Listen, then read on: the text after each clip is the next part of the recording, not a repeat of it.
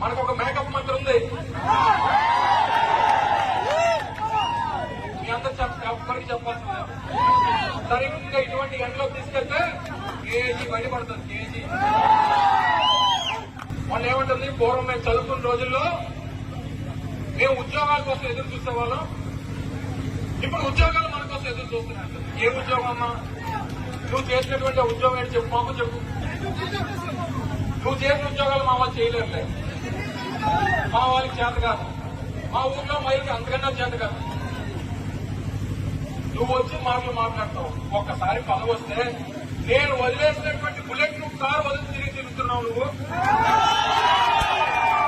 నేను వాడి వదిలేసినటువంటి నా బుల్లెట్ నువ్వు కారు నువ్వు వాడుతూ నా గురించి మాట్లాడుతున్నా. నీ సిగ్గు తెరవ ఏమైనా ఉందా అని అడుగుతావు. మాట మాట్లాడే ముందు దయచేసి ఆలోచన చేసి మాట్లాడారు.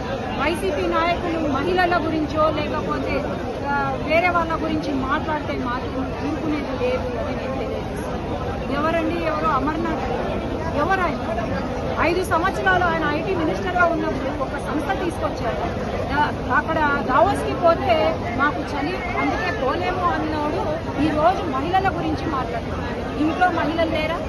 వాళ్ళ ఇంట్లో భార్య లేదా? లేకపోతే పిల్లలు లేరా? కూతురు లేరా? ఎట్లా మాట్లాడతారండి ఆయన? ఖచ్చితంగా మహిళలందరూ కూడా ఆయన పైన కేసులు పెడతాము. మేము ఖచ్చితంగా ఏంటి తెలుగుదేశం పార్టీ ఎంత స్ట్రిక్ట్ ఉంటుంది మహిళల జోలికి వస్తే అని మాత్రం తెలియజేస్తాము.